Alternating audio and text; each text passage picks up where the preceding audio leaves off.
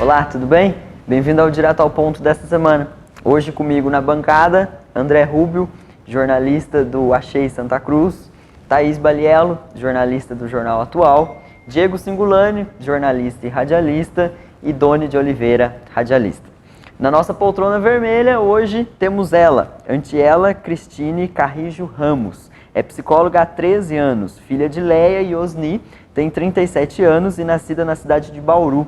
Tem 2 irmãs, é casada com o psicólogo Felipe Pereira Ramos, é mãe de Marina e Alice. Escolheu Santa Cruz do Rio Pardo para viver há 13 anos, quando veio trabalhar como psicóloga no projeto de medidas socioeducativas Juntos na Aldeia. Antiela é formada pela Faculdade de Psicologia da Universidade Estadual Paulista, Unesp de Bauru. Apaixonou-se pela psicologia social na época da graduação, quando ainda era estagiária no grupo de mulheres do Núcleo de Apoio à Família da Secretaria do Bem-Estar Social de Bauru. Foi membro do Núcleo de Estudos e Pesquisa, Psicologia Social e Educação da Unesp e desde então atua na política de assistência social.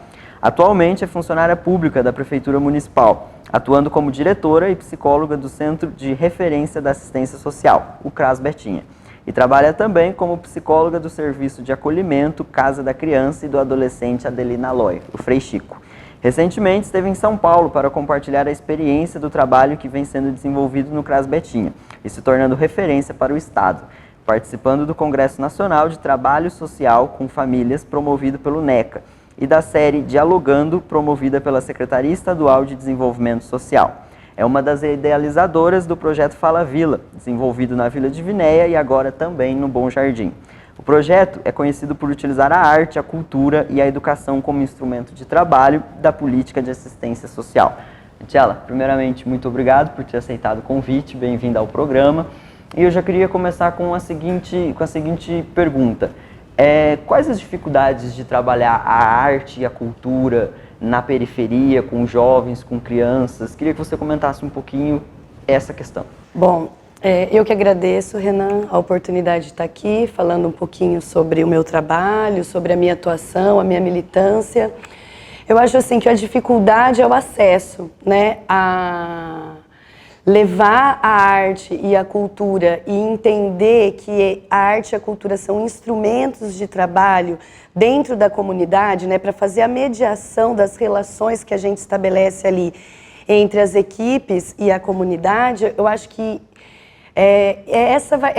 isso é a dificuldade que a gente tem, levar para dentro da comunidade, fazer com que eles compreendam e que a gente compreenda também, não só a comunidade, mas também as equipes, principalmente quando a gente fala da assistência social, que a arte e a cultura, ela deve ser um instrumento de trabalho, porque vai ser através dessa mediação, onde a gente coloca a arte e a cultura no meio, que a gente vai ampliar a visão de mundo, nós vamos ampliar a consciência daquelas pessoas, né?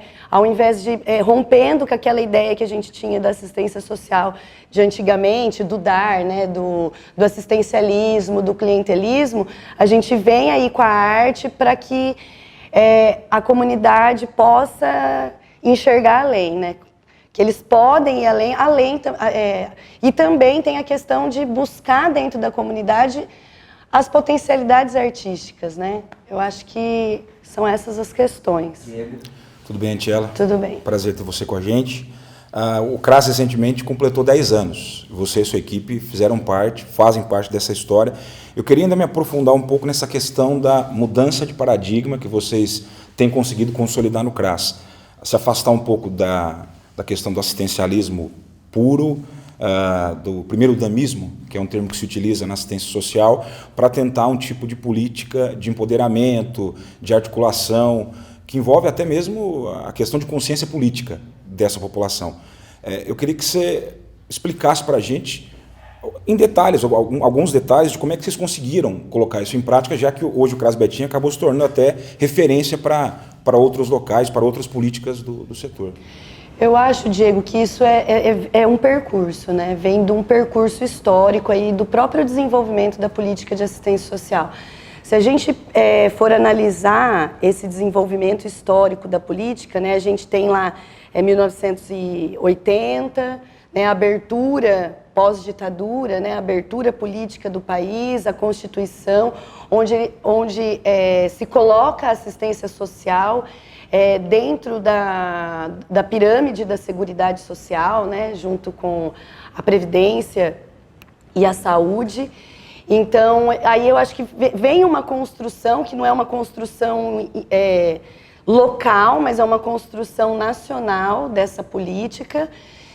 E aí acho que as pessoas começam a entender. Em 93 a gente tem a implantação da LOAS, que é a Lei Orgânica da Assistência, que começa a reconhecer a assistência social como um direito da população, né? E aí eu acredito que com a entrada dos governos mais progressistas aí em 2003, a gente vê essa guinada, né, de visão, de paradigma, de entender que a assistência social é um direito e que ela tem que ter esse caráter emancipatório.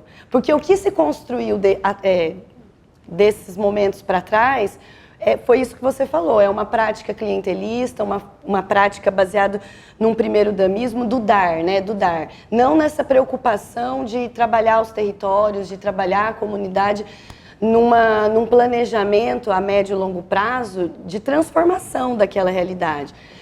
Não que a gente não tenha que matar a fome das pessoas em muitas circunstâncias. É óbvio que a gente trabalha com os benefícios eventuais dentro da política, os benefícios de transferência de renda que a gente, né, que é o Bolsa Família, o Renda Cidadã aqui do estado de São Paulo.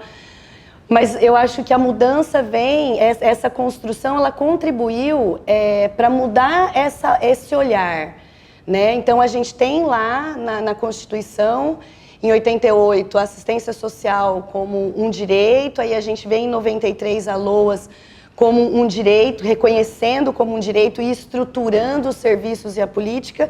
E aí, a partir de 2003, com a implantação do Fome Zero, com a implantação do Bolsa Família, a gente começa a trabalhar, né, dentro de uma militância, dentro de um trabalho técnico, acadêmico, numa perspectiva dentro da implantação do Sistema Único da Assistência Social, que é o SUAS. O que é o SUAS? A gente pode fazer um paralelo com o SUS. O SUS, que já tem, não sei precisar quanto tempo tem o SUS, 25, 30, não sei quantos anos o SUS tem. Mas o SUAS, ele vem dentro desse mesmo paradigma de organizar a política de assistência social num território nacional com essa visão de emancipar e tirar efetivamente as famílias da situação de pobreza e de miséria. Thaís? Queria que você falasse sobre o ECA. Tem algumas pessoas que... Até o político já falou que deveria ser rasgado. Tem gente que acha que o ECA serve para passar a mão na criança. Você acha que o ECA protege ou serve para passar a mão? Qual a importância do ECA?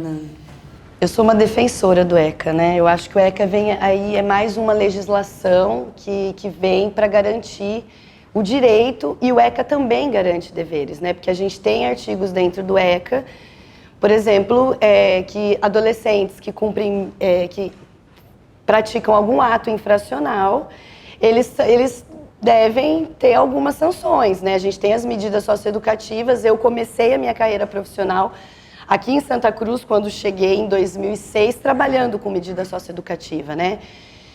Então, assim, é uma ingenuidade a gente falar que o Estatuto da Criança e do Adolescente, ele não cobra os deveres de adolescentes que entram em conflito com a lei, né? E eu acho que o ECA protege. O ECA também, se a gente for analisar historicamente, a gente vem de uma realidade, diante da Constituição também, uma realidade onde a gente tinha o Código de Menores, né, onde toda a problemática da criança e do adolescente era colocado dentro, né, do mesmo balaio, dentro das mesmas circunstâncias ali. E dentro do Código de Menores, assim, a gente via o quê? Que a pobreza e a miséria, ela era muito criminalizada. Porque naquela época, os adolescentes iam, por exemplo, para a antiga FEBEM, porque a mãe e o pai não tinham condições de cuidar, de sustentar. Não só por conta do conflito com a lei, né, da prática de ato infracional. Então o ECA vem, ele normatiza o direito da infância e da adolescência, implanta muitos dispositivos, por exemplo, o Conselho Tutelar, que é um órgão importantíssimo na defesa do direito da criança. E aí o Estatuto ele vem desse novo olhar, dessa nova ótica, entendeu?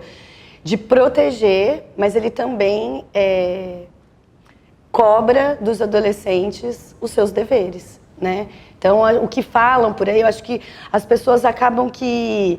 Ainda mais essa história de rede social, né? Uma pessoa fala, faz uma coisa aqui, aí faz um recorte e isso fica completamente descontextualizado, né? E não é bem assim. Então, o ECA com certeza protege. Doni?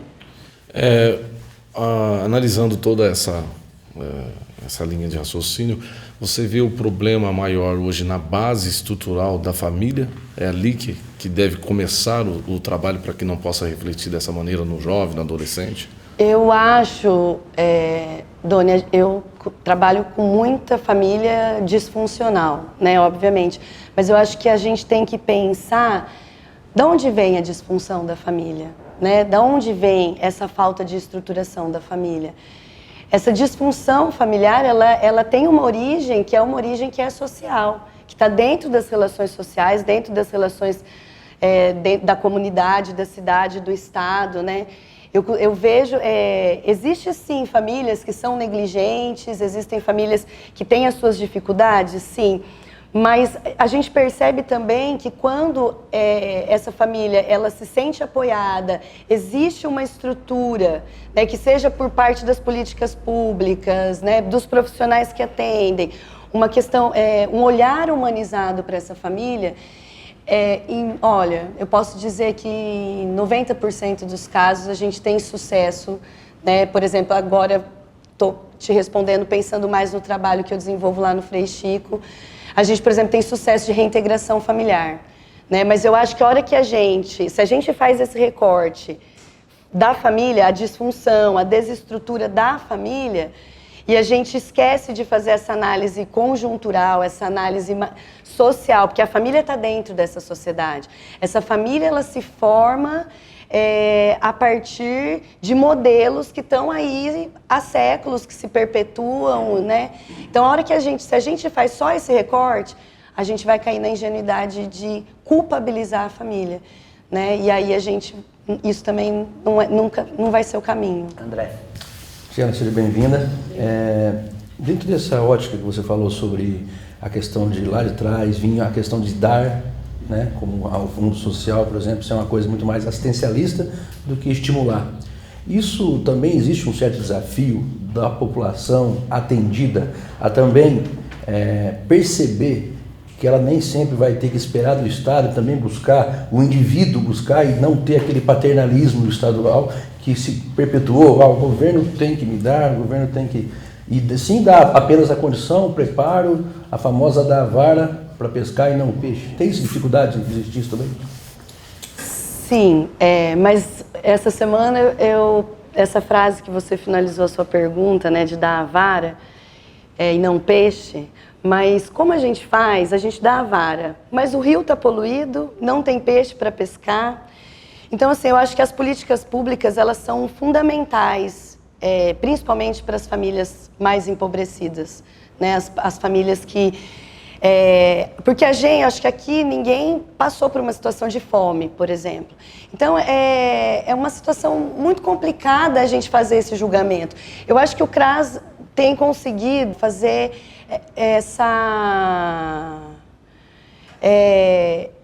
mudar um pouco essa consciência, sabe? De que é uma parceria. A população não esperar. Não esperar. De que não é nem de não esperar, é de que a gente tem que construir junto. Que esse mundo melhor, que a gente deseja, que a gente idealiza, é uma parceria de uma construção que é coletiva, que é minha, que é de vocês, que é da sociedade de uma forma geral, da classe política, né? Dos profissionais que atendem dentro das políticas públicas. Eu acredito que seja essa parceria. Mas, infelizmente, a gente vive uma realidade, né, dentro desse sistema que é tão desigual, onde muita gente tem tão pouco, né, que é inevitável que a gente tenha que pegar na mão de algumas famílias. A gente precisa pegar na mão, porque a gente está lidando com situações muito difíceis. A gente está lidando com a fome, né, com riscos sociais assim, muito significativos. Então, não tem como a gente esperar a comunidade tomar essa consciência. Angela, a gente precisa fazer um intervalo comercial, a gente volta daqui a pouco.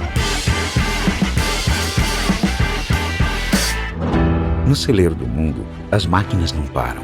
São elas que nos movem, nos unem, nos transformam. Somos uma empresa em movimento que não para de crescer. Nossas unidades de recebimento em Santa Cruz do Rio Pardo, Cerqueira César e Piraju têm hoje capacidade para armazenar mais de 1 milhão de sacas de grãos. Cerealista Solimã. Grãos que alimentam o futuro.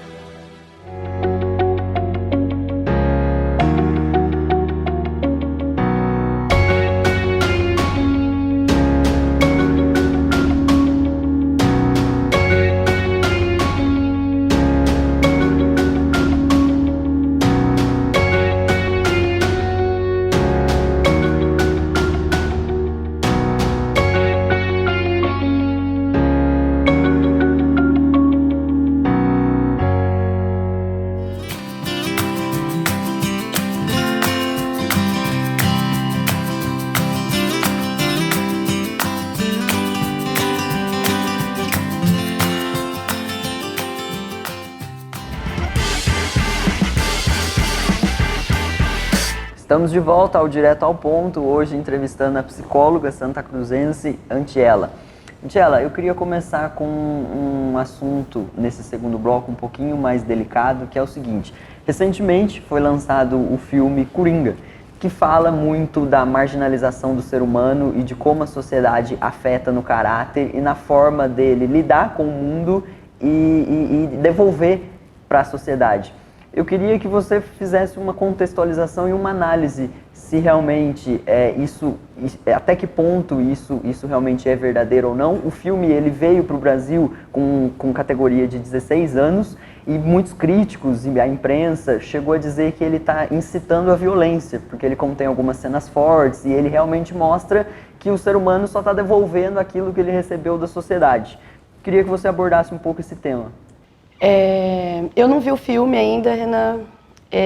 Eu vi algumas análises, né? Tá todo mundo comentando nas redes sociais. Mas se a gente for fazer um recorte dessa questão da sociedade, né? Das relações sociais no processo de desenvolvimento do ser humano, eu acredito nisso. Eu acho que a psicologia ela tem muito trabalho de pesquisa, né, relacionado a isso, embora dentro da psicologia a gente tenha outras abordagens teóricas, né, como assim, você acabou de dizer que tem críticos falando que está incitando a violência, eu já vi gente, né, outros críticos falando que não, e que é assim mesmo, e dentro da psicologia também, a gente tem correntes filosóficas dentro da psicologia que acredita na questão do inatismo, que a gente nasce pronto, né? Que a gente já nasce com uma sementinha aqui que vai brotar. Bom, dentro da concepção a qual eu atuo e acredito, né, que é a psicologia histórico-cultural, para mim o Coringa ele é um fruto da sociedade e existem muitos Coringas por aí. Né? Se a gente for pegar os vilões que a gente, né, que vão surgindo eu acho assim, o que está por trás dessa violência, né? Como que se criou? Ninguém nasce violento, né? Ninguém nasce uma pessoa ruim. A pessoa ela vai se tornando ruim a partir das relações que ela vai estabelecendo, né? As relações primárias, que são as relações familiares, depois o seu processo de socialização dentro dos grupos sociais.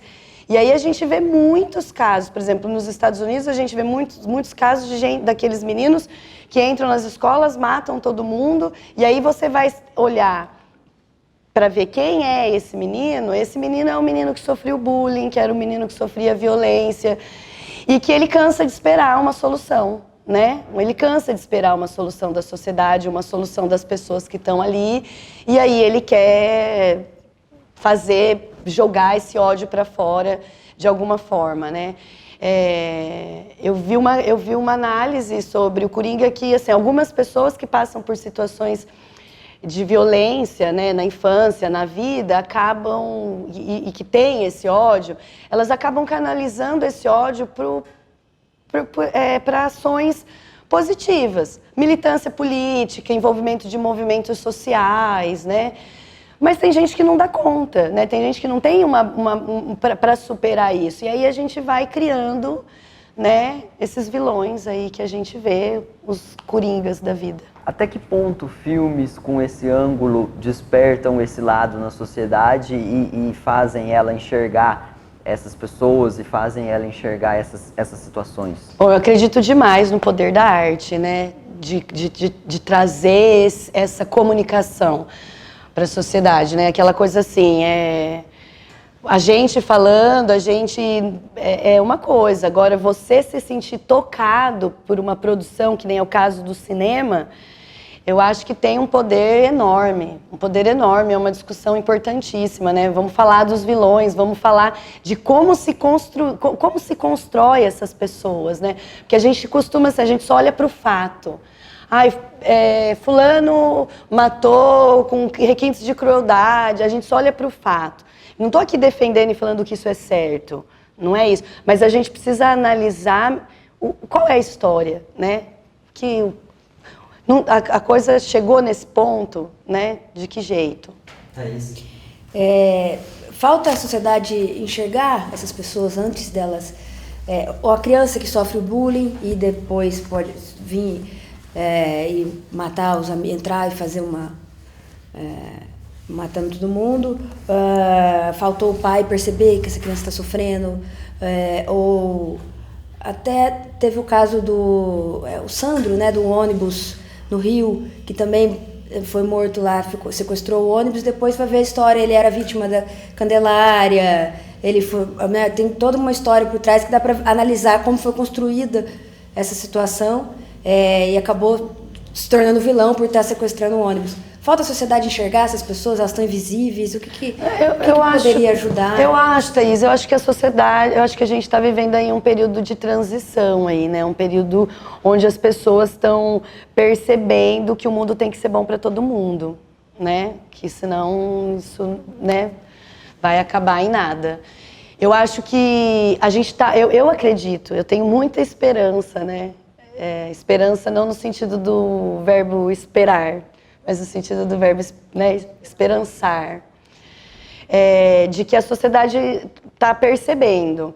Eu penso que a gente não pode tratar a questão da violência como questões individuais, né? Então, assim, aquela pessoa sofreu bullying na escola, então vamos mandar aquela criança para a psicóloga, para as equipes.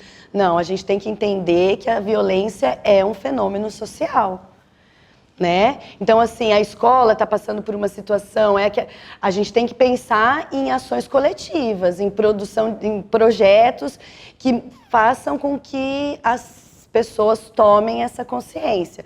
Porque a partir do momento se a gente faz essa análise reducionista da violência, a gente vai fazer que a culpa da violência é daquela pessoa que a pratica e que ela não está dentro de um contexto, por exemplo, dentro da sociedade que a gente vive, uma pessoa que passa fome, né, que tem toda uma situação de violência em casa, a situação econômica muito dificultosa. Então, se a gente não amplia essa análise, a gente reduz e aí a gente comete erros. Mas fazendo isso, Angela, a gente não, às vezes, pode acontecer, a gente dá como é que eu vou explicar? Uma razão, um motivo, uma desculpa, uma muleta para aquela pessoa que cometeu um crime hediondo, uma coisa, um estupro, um assalto.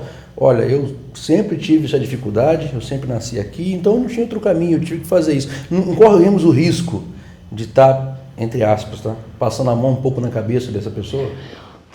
Olha, André, eu acho que são duas coisas distintas, sabe? Eu acho que fazer essa análise Eu não estou querendo tirar a culpa do indivíduo, né? O que eu falo assim, quando a gente pensa em solução do problema, como a Thaís colocou a questão do bullying, se eu parto para a análise do indivíduo, eu não consigo avançar enquanto sociedade, enquanto uma perspectiva coletiva, né? Eu não sou conhecedora do direito, né, mas eu acho que o direito penal está aí, eu acho que as pessoas têm que ser punidas, obviamente, por cometerem crimes e situações de violência. O que eu penso é que a gente tem que pensar essa violência como dentro desse âmbito social, e que se a gente quer romper com as questões de violência, não vai ser olhando só para esse indivíduo que cometeu o crime que nós vamos conseguir. Entendeu? Essa é a análise que eu faço. De maneira nenhuma passar a mão na cabeça de ninguém, né? Mas a gente precisa avançar. Antiela, hoje você tem um trabalho, né, na Casa do Menor, né? Como que você faz, né, para trabalhar a cabeça dessas crianças em relação à parte de rejeição? Isso, a rejeição, ela pode refletir e trazer também um futuro vilão para a sociedade. Tony, assim, acho que é interessante a gente colocar que hoje o serviço de acolhimento institucional, ela não vive mais aquela realidade também de antigamente, da gente ter crianças que foram abandonadas, né? Nós não temos crianças que foram abandonadas. Olha, não quero mais. Mesmo porque existem legislações hoje que amparam a mulher que não quer mais o filho. Então, essa mulher, se ela tem o desejo de fazer uma entrega legal, existe todo um aparato da lei que garante isso para ela. Então, aquela realidade que a gente tinha, sei lá, há 20 anos atrás, né, há 30 anos atrás, eu que estou há 10 do Frei Chico, eu nunca vivenciei do abandono, né, de alguma mãe que foi lá e falou, não quero mais, ou enfim.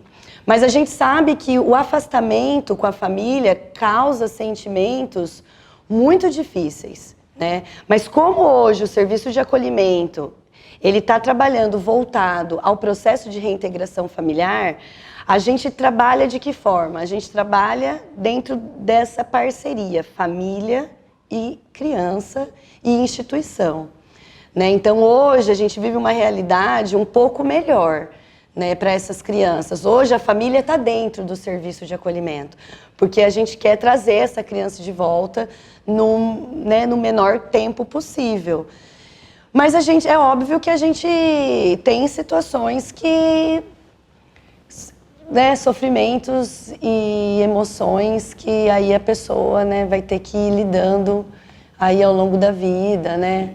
A gente não tem o poder de apagar tudo, né? Essas crianças, elas se relacionam, né? Extra, né? Tem um relacionamento na escola, em outras atividades, numa sociedade normal. Como é que faz para trabalhar também a cabeça dessa criança e ela entender que ela não é diferente dos alunos, que ela, né, se relaciona na escola? Doni, assim, isso é novo para nós também, né? Porque a gente vem passando por um processo que chama reordenamento do serviço de acolhimento. Então, nós estamos aprendendo a fazer isso também. Nós, enquanto equipe, nós estamos aprendendo a fazer isso. Uma coisa que a gente fez, por exemplo, na Casa da Criança, alguns anos atrás, há 3, 4 anos atrás, nossas crianças todas estudavam na mesma escola. E aí, dentro dessa perspectiva, né, delas serem incluídas, né, dentro do contexto escolar, a gente mudou isso e agora nossas crianças estão espalhadas por todas as escolas da cidade. Porque aí não fica aquela coisa, o Frei Chico, né, as crianças do Frei Chico. Então a gente vem assim, a cada... Está sendo uma etapa, é um processo novo que está acontecendo dentro da instituição, mas que a gente está muito focado para garantir a reintegração familiar e a reintegração comunitária.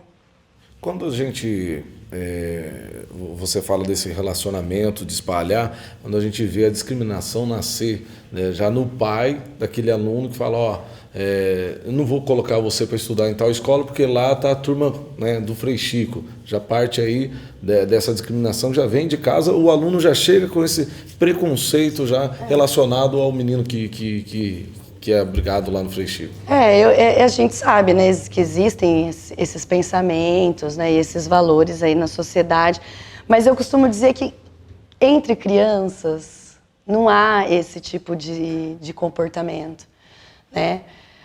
É óbvio que existem famílias que trabalham isso dentro do seu processo educativo com os filhos, né, tem todo tipo de família e todos os tipos de valores, né? Mas eu acredito que hoje a gente vive uma realidade bem positiva, que nossas crianças estão sendo muito bem acolhidas pelas escolas, existe todo um trabalho. Hoje eles frequentam a casa dos amigos, os amigos vão até o serviço.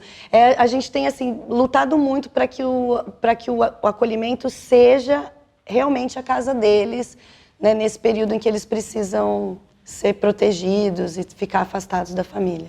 A gente vai para o intervalo comercial, a gente volta daqui a pouquinho.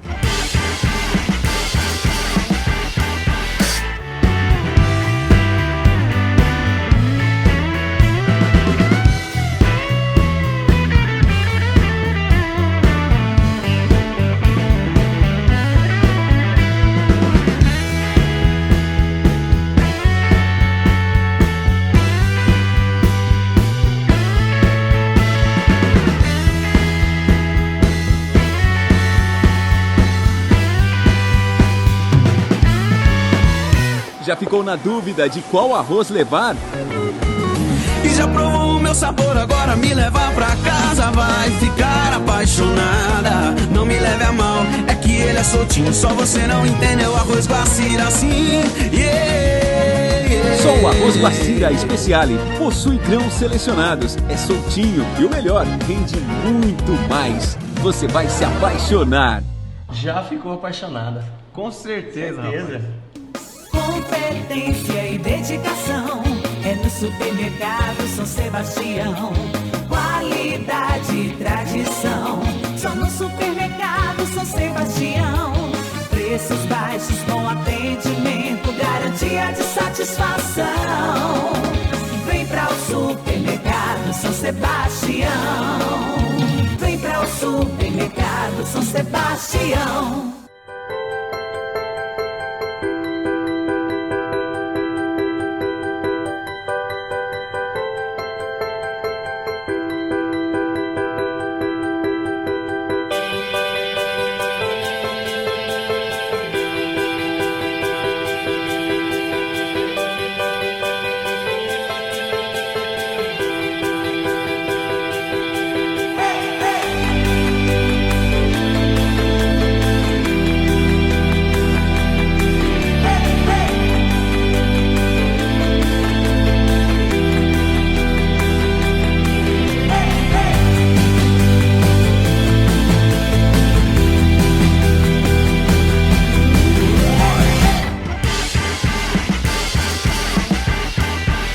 Estamos de volta ao Direto ao Ponto. Hoje quem ocupa a poltrona vermelha é a psicóloga e também diretora do CRAS Bertinha, Antiela. Nesse bloco eu já começo passando a bola, Diego.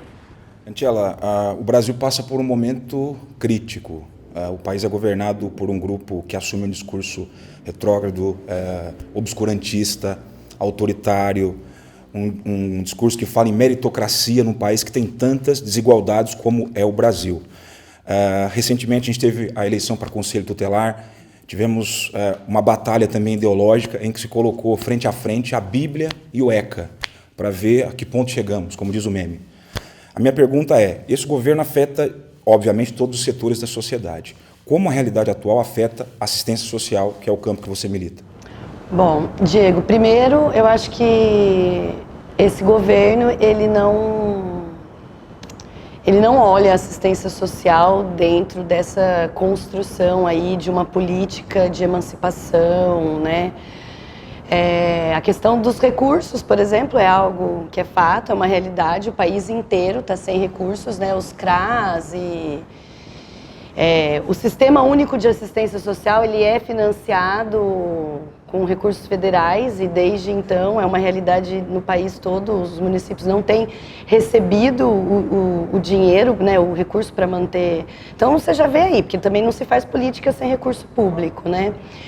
E do ponto de vista ideológico, né, dessa questão da religião, da questão da sexualidade, da orientação sexual também, que a gente tem visto muito, né, a ministra lá falando dessa questão de meninos e meninas, eu acho que isso é um estrago, né, para o país e para a sociedade, porque, por exemplo, no Conselho Tutelar é uma coisa que a gente não tinha percebido, a gente não tinha notado, mas chegou ao ponto, por exemplo, de igrejas fazer militância mesmo dentro das suas instituições, para que pessoas fossem para a campanha do Conselho com esse objetivo. Né, a gente ainda vive num país que é laico, né? Não pode ser o meu Deus, o Deus, né? A gente tem que respeitar isso. Dentro da política pública ainda, a gente corre o risco de desenvolver um péssimo trabalho, né? Então, é um momento muito difícil. Dentro da construção da política, eu falo que é um momento muito triste, é um momento que a gente que vivenciou, nós que estamos na política de assistência social antes, né, da implantação do SUAS, é um momento muito triste, porque é um momento onde a gente... Eu que estou com 37 anos e eu falo, o Felipe, meu marido, fala que a gente é mal acostumado, porque a gente só viu a política crescer, a gente só viu a política se desenvolver, a gente não viveu momentos de ruptura, né? Houve um momento de ruptura na nossa infância e aí depois a gente viu a política dentro de um plano democrático, né, de sociedade, de país, ela evoluir. Agora a gente vive uma nova cisão, né, uma nova ruptura. E aí como que vai se construir a partir disso, eu não sei. Né, essa semana eu vi uma matéria em São Gonçalo, 3 CRAS fecharam por falta de recurso. Né, e aí o município vai ter município que vai conseguir se manter, vai ter município que não vai conseguir se manter. Se a gente imaginar o Nordeste, né, que a gente sabe que são municípios muito, muito pobres, como que vai ser? Como que a política de assistência social vai se efetivar dentro daquela região? Então é um momento muito triste, que eu acho que eu ainda estou olhando e tentando ver qual é o caminho, assim. A gente está meio naquela fase assim, continue a nadar, e a gente precisa estar vivo para chegar da outra margem do rio. Mas, Angela, do ponto de vista democrático, não é interessante a gente ter um presidente eleito com a vontade da maioria? O Brasil votou no Bolsonaro porque achou que as ideias do Bolsonaro, ou o que ele representava, não sei se o melhor para o Brasil, mas a visão de mundo dele, a maioria aplaudiu e achou que aqui era o momento disso. Do ponto de vista democrático, não é bom, até para as próprias crianças, até para as famílias, pararem para ver que tem outro lado? Você falou agora há pouco aí que você estava mal acostumada, porque teve governos, penso eu, progressistas de 30 anos para cá. Essa se encara como ruptura? Não seria uma nova forma de ver o mundo, outro ângulo também? Sair um pouco daquela caixa? Não, André, quando eu falei de ruptura e de ascensão, de progressão, eu me referi à política de assistência social. Né, da construção, não necessariamente dos governos. Não, do ponto de vista eleitoral, perfeito, né, foi aceito o que as urnas, né, o que a maioria quis. Mas será que o que essa maioria quis foi pensado, né, foi refletido, como que foi? Eu acho que, embora tenha ganhado as eleições, e eu respeito, e eu, como uma defensora da democracia, de maneira nenhuma vou me opor ao resultado das urnas, a gente não pode negar que todo esse pensamento é uma ruptura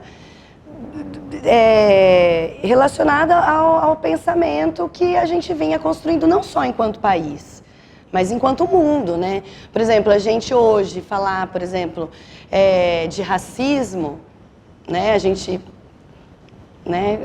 tem um presidente que, infelizmente, já deu, né, nas redes sociais, aí, em vários lugares. Né? Então, nesse sentido ideológico, eu acho que é sim um momento de ruptura, e eu acho que a democracia perde porque é um lado que você falou, né, de ver um outro lado. Mas se a gente for analisar, né, princípios direita, esquerda, acho que nem a direita concorda porque flerta muito com um lado que vai mais para um lado mais reacionário, né? Quando você fala, por exemplo, das questões de sexualidade, a questão da mulher, né? A gente tem aí hoje um grupo que governa que fala que mulher realmente deveria ganhar menos. Isso é bom para quem?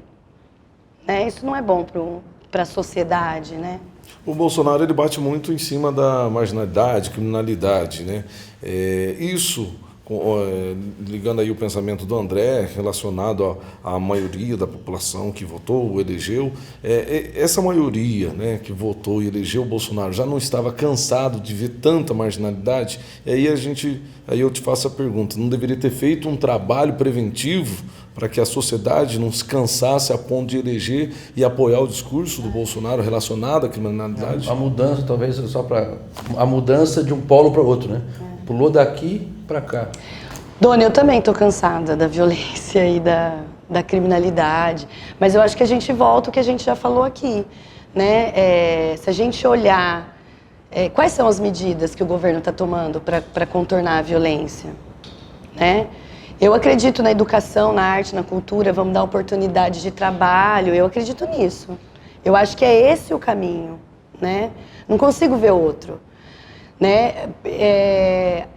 O que o governo está colocando como proposta para combater a violência? A gente viveu um 2019 aí que a gente só tem visto notícias assim de que tem aumentado, né, o índice de violência. Não tenho base científica para dizer qual é esse aumento, qual é a porcentagem atualmente. Mas eu ainda não vi nenhuma medida efetiva. Construir presídio é o caminho? É um caminho. É óbvio que é um caminho. Mas esses dias eu vi uma matéria, eu vi um projeto que eu achei sensacional. Eu acho que é na penitenciária de Guarulhos. Os agentes de segurança, eles estão fazendo aula de teatro dentro da penitenciária. E o índice de recuperação é incrível. Já teve um ex-detento que já está fazendo série até no Netflix. Né? Então, eu acredito nisso. Eu acho que se a gente combater a violência com mais violência, vamos armar a população. Será que realmente é esse o caminho que vai dar certo? Eu acredito em políticas de educação, de cultura, de arte, sabe? De trabalho, de geração de renda, né? Porque eu acho que se a gente for analisar a questão da violência, ela está muito atrelada à questão da renda, né? A falta da renda, né? E aí é onde surge, quando a gente estava falando sobre o adolescente, o jovem, né? Essa falta de renda, essa falta de oportunidade, quando aparece a oportunidade do tráfico, né? Onde ele acaba abraçando essa ideia do dinheiro rápido, né? Dessa facilidade, né? Com certeza, Doni. É aquela coisa, né? Principalmente nessa fase da adolescência, né? A adolescência, ela está muito... como eu posso dizer assim, ela está muito influenciada pelo consumo, né, da coisa, quer o celular, quer a roupa bacana, né, quer o tênis, e aí a falta da renda, a falta de oportunidade, que aí vem, né, da família, vai jogando essas crianças para criminalidade, né, vai jogando essas crianças para fazer práticas infracionais, entendeu, para conquistar o dinheiro e, né, para poder se desenvolver nessas questões. Voltando na questão que o Diego começou, sobre os conselhos tutelares, essa, né, a eleição recente, teve um trabalho, né, de algumas igrejas de colocar candidatos muitos candidatos, e a igreja mostra não apoiar muito o próprio ECA. E o conselheiro tutelar é aquele que vai aplicar, né, as ideias do ECA, vai trabalhar nisso. O que isso vai refletir, ou já está refletindo nos conselhos tutelares dessas pessoas, né, ligadas à igreja e trabalhando dentro do conselho tutelar? Olha, eu não sei dizer como está refletindo isso hoje, né? Essa orientação das igrejas foi uma coisa nova, assim, para mim, né? Veio a eleição aí, e aí nos grupos que eu participo começou, assim, disseminar as informações de que estaria havendo essa orientação, né, para os candidatos com essa finalidade religiosa. Eu penso assim, Thaís, política pública é uma coisa, religião é outra coisa. Né? A religião a gente pratica no âmbito da nossa vida, da nossa vida pessoal, da nossa família, né? Dos nossos valores religiosos, as nossas crenças. Dentro de um equipamento público, a religião não pode ser, né, o direcionamento da...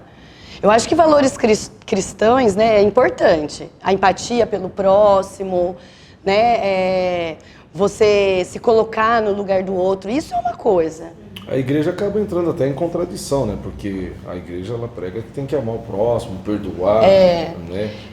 De acordo com a história bíblica, o próprio ladrão que estava na cruz foi perdoado e foi salvo. Eu acredito assim que, por exemplo, dentro da minha atuação profissional, a formação cristã que eu tenho me ajuda. Eu não nego isso. Isso está dentro da minha história. Né? A empatia, de eu me colocar no lugar daquela mãe, sabe? Falar assim, vem aqui, porque eu posso imaginar o que você está sentindo. Eu acho que isso é uma coisa, né, do ser humano.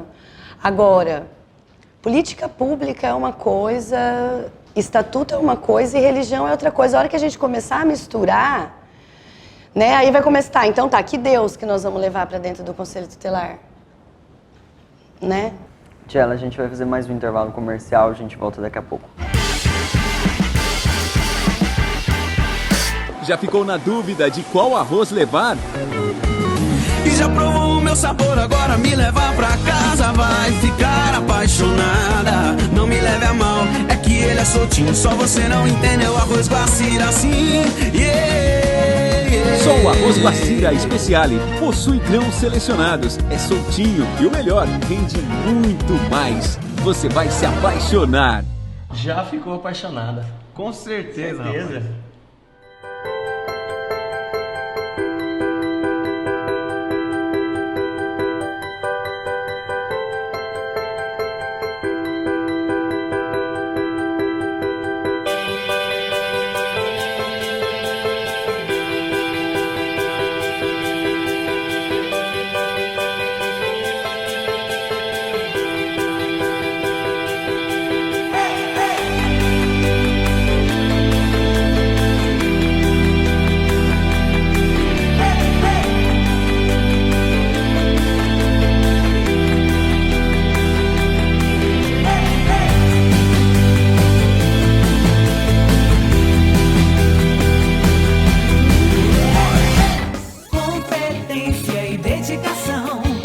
Supermercado São Sebastião, qualidade e tradição.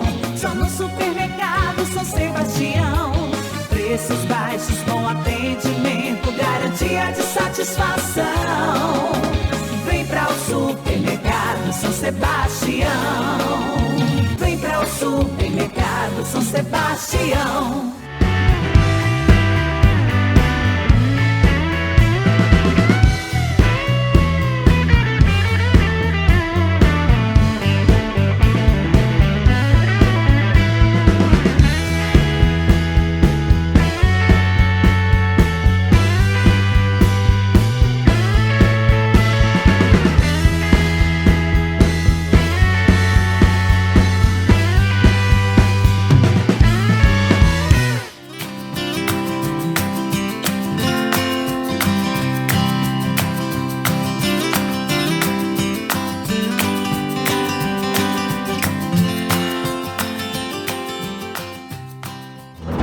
No celeiro do mundo, as máquinas não param. São elas que nos movem, nos unem, nos transformam. Somos uma empresa em movimento que não para de crescer. Nossas unidades de recebimento em Santa Cruz do Rio Pardo, Cerqueira César e Piraju têm hoje capacidade para armazenar mais de 1 milhão de sacas de grãos. Cerealista Solimã. Grãos que alimentam o futuro.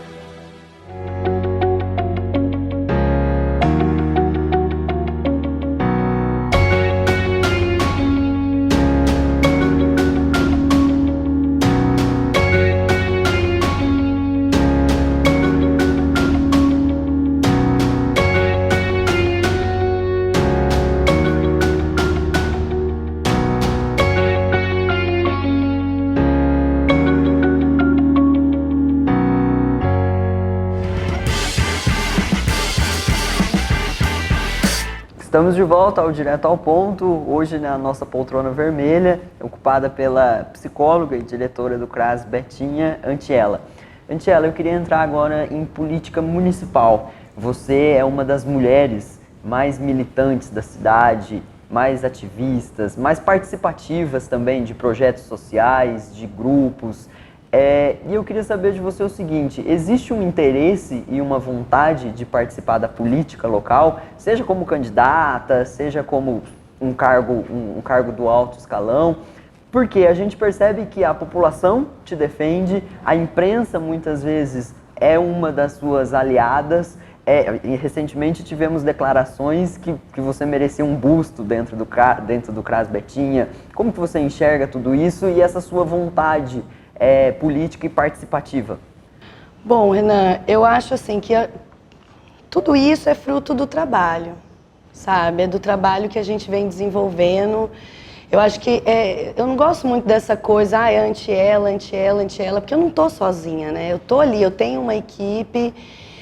Eu acredito que pelo fato, né, de estar à frente, de ser, né, eu participo, eu me exponho, eu falo o que eu penso, eu sou ativa nas redes sociais, então eu acho que aí acaba dando mais visibilidade, mas eu acho que seria injustiça eu não trazer essa equipe, né, junto comigo.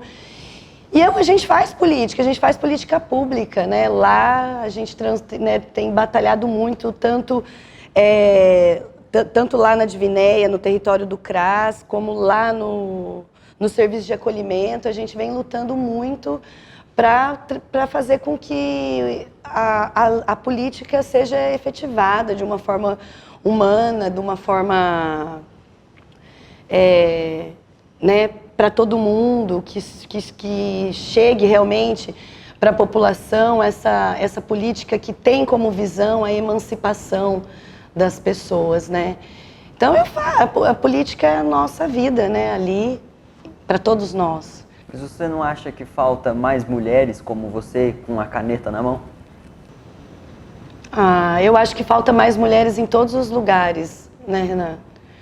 Todos os lugares. A gente vê aí, né, na política, ainda a gente, em cargos de chefia, em cargos, né, em grandes empresas, a gente vê ainda que as mulheres ainda são a minoria, ainda ganham menos, né? Então eu acho que falta mulheres em muitos lugares.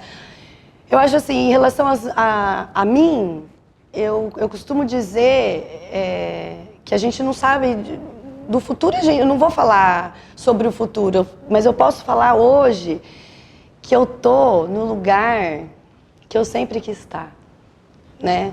Na política de assistência social, coordenando um equipamento da assistência social, né? E na política de assistência social, não só em relação ao CRAS, eu estou falando também em relação ao serviço de acolhimento, porque o serviço de acolhimento está dentro da política de assistência social, né? E estou sendo psicóloga, como eu mandei no meu resumo aí, eu me apaixonei pela psicologia social e é isso que eu gosto de fazer, é isso que me faz, me bota para frente, sabe?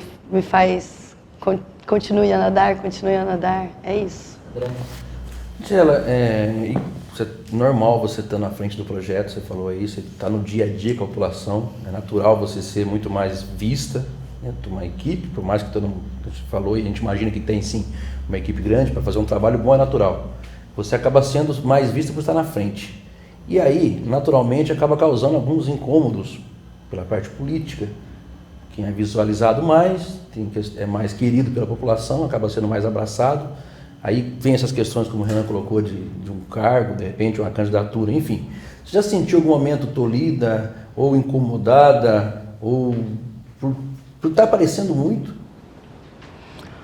Não. Eu me senti mal em relação a isso, não. Como eu falei, respondi agora para o Renan. Eu acredito que o prestígio, ele se constrói a partir do trabalho, né? E a gente está ali para trabalhar. E aí a gente vai plantando sementes e a gente vai colhendo, né? Mas eu acho que todo o aparecer mais, o prestígio, eu acho que é mais das outras pessoas até do que da gente que está ali, né? Existe a vaidade. Em que sentido? Nesse sentido superior, às vezes você, numa outra diretora, na própria secretaria, a Tiela, ela aparece muito, a Tiela faz, porque ela faz bem feito. Aí você vai ter que perguntar para as outras pessoas, eu não posso te responder, né? Eu posso responder por mim. Diego. Tiela, eu queria que você falasse um pouco da sua relação com os moradores, com a associação de moradores. A gente está falando de política nesse bloco, mas política também é muito discurso, é conseguir se fazer entender. Nesse sentido, vocês fazem uma política que funciona muito lá no CRAS Betim. Eu me lembro de cobrir uma pauta no passado sobre o grupo de mulheres. Em determinado momento, acho que 50, 60 mulheres, você se levantou e eu achei muito curioso, porque alguém levou o fato de que uma das senhoras ela teria tomado uma reprimenda ou algum comentário de alguém da igreja dela, porque ela fazia parte da oficina que fazia as fantasias para o carnaval, né? E aí, talvez porque a religião entenda o carnaval como algo ruim, pecaminoso, eu não sei se alguém da igreja dela falou que era ruim ela participar do grupo que fazia. E aí eu fiquei impactado com você discutindo com aquele grupo de mulheres lá da Divinéia, questões como Estado laico, a importância de saber diferenciar. São temas muito complexos, quando você fala em empoderamento, temas progressistas, e você conseguia transmitir essa mensagem, e aquelas 50 mulheres, todas prestando atenção em você, e você discutindo, olha, sem ofender ninguém, sem ofender a fé delas, mas explicando para elas as questões. Como é que você desenvolve isso, de discutir temas tão delicados, profundos, com uma população que vem de uma outra realidade da sua, né? É um outro repertório. Como é que essa conexão se dá, sua, com eles? É o vínculo, né? É o vínculo que a gente desenvolve com a comunidade. É o afeto, Diego, sabe? É a gente se colocar no lugar daquelas mulheres, sabe? Principalmente na minha atuação no grupo de mulheres, eu tento, é óbvio, eu não nego a relação hierárquica que existe, até do ponto de vista do conhecimento, que muitas vezes eu detenho, né, o conhecimento científico, no caso.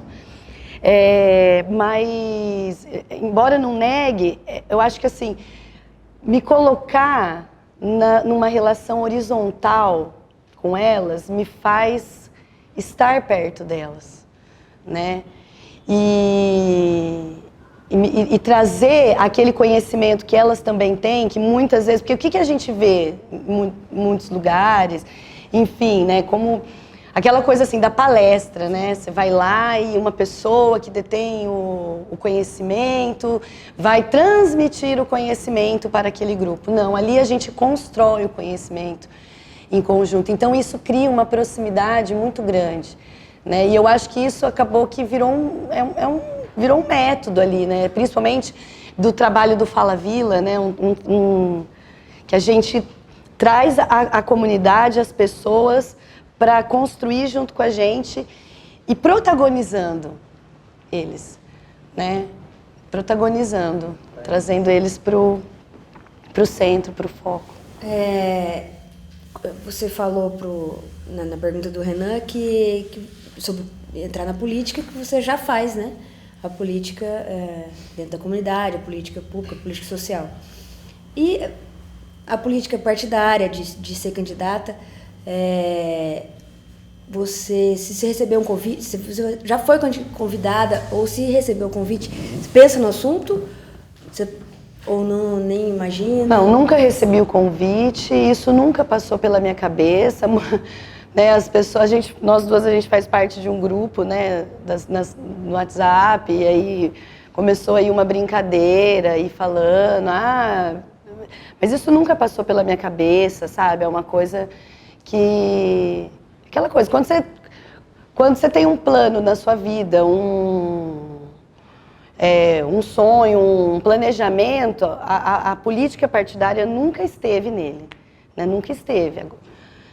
De futuro eu não sei, né? A gente não tô falando que não nunca, né? Mas isso nunca passou pela minha cabeça. Antiela, em Santa Cruz a gente tem um problema crônico, né? Nos semáforos a gente sempre nota aí pessoas pedindo dinheiro para o uso do álcool, né? E aí a gente já entrou em muitas polêmicas em Santa Cruz, né? Aquela discussão se são pessoas que da cidade, outras que vêm, passam por aqui e vai embora, né? Qual é o trabalho, né, que vocês realizam através desse problema na região de vocês, né, ali do CRAS? Existem pessoas, familiares que têm esse tipo de problema, acaba indo para a rua pedir dinheiro para fazer o uso da droga ou até mesmo do álcool? Eu acho assim, em termos da política de assistência, Doni, trabalhar a questão do morador de rua não é o foco do CRAS, né? O CRAS trabalha na proteção básica, que trabalha com a prevenção de situações de riscos. Então, não atuo nessa área, não trabalho com os moradores de rua. É óbvio que a gente tem familiares que são lá do nosso território, que tem toda a questão do problema. Mas em muitos casos não é nem morador de rua, né? Pessoa que mora na cidade, acaba indo para o semáforo. Para pedir, né?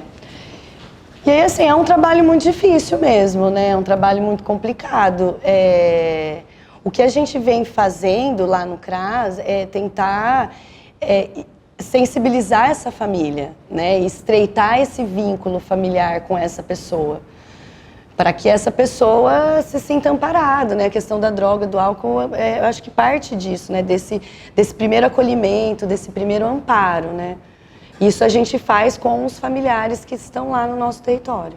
Antiela, infelizmente, nosso tempo chegou ao fim. Agradeço a bancada de entrevistadores pela participação nesse episódio. Agradeço também você mais uma vez por ter aceitado o convite. Considerações finais? Eu queria agradecer vocês, né? Muitos aqui eu já conhecia. Então, muito obrigada pelo convite, pela oportunidade de estar aqui, né? Falando um pouquinho sobre a minha atuação como psicóloga, a minha atuação aí na militância da política de assistência social. E é isso. Nós quem agradecemos, obrigado a você também em casa e até a próxima semana.